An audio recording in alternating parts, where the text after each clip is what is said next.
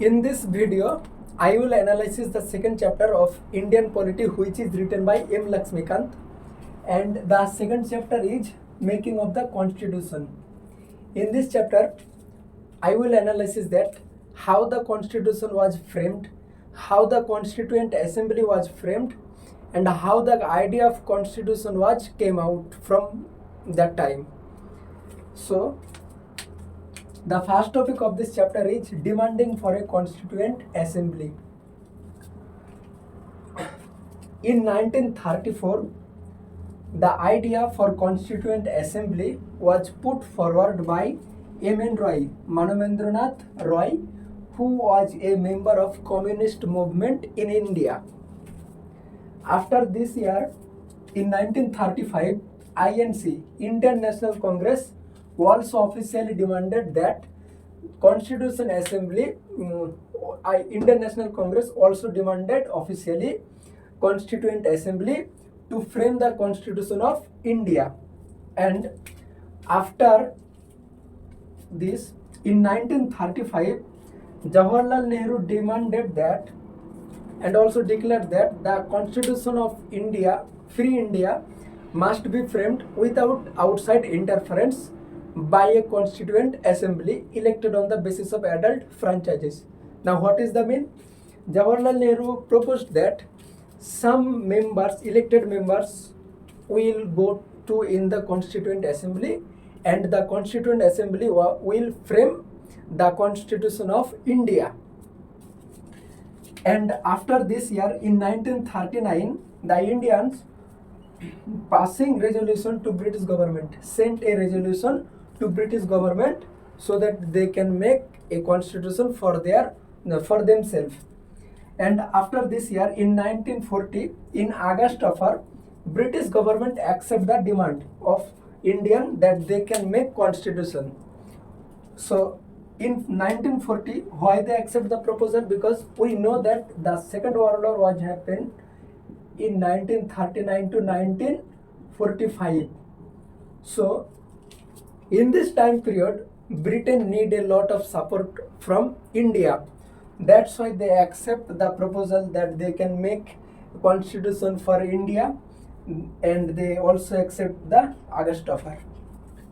After August proposal, in 1942, a British cabinet named by Sir Stafford Cripps came to India with a draft proposal of the British government on the framing of an independent constitution to be adopted after World War II or Second World War. But the proposal of Cripps proposal was rejected by the Muslim League, because Muslim League wanted that time India to be divided into two autonomous states with their separate constituent assemblies. After rejecting Cripps' proposal, in 1946, Cabinet Mission came to India. Cabinet Mission there were three members. One is Lawrence, one is Cripps, and another is Sir Alexander.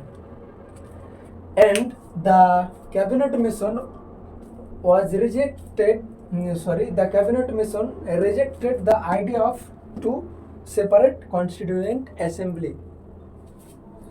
The second topic of this chapter is composition of the Constituent Assembly. According to the Cabinet Mission, there were 389 seats. Among from 389 seats, 296 were for British provinces, and 93 seats were for princely state. And also among of 296 seats, 292 seats were for 11 governor provinces, and 4 seats were for chief commissioner provinces, and 292 seats were divided into 3 communities in India according to the Cabinet Mission. The 3 communities are Muslim, Sikhs, and General. These are the 3 communities according to the Cabinet Mission. And The 292 members were to be elected by the member of provincial assembly, and 93 seats were princely state, but the princely state wanted to stay away from the Constituent Assembly of India.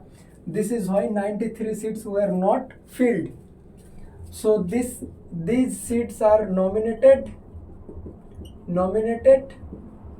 and these seats are elected.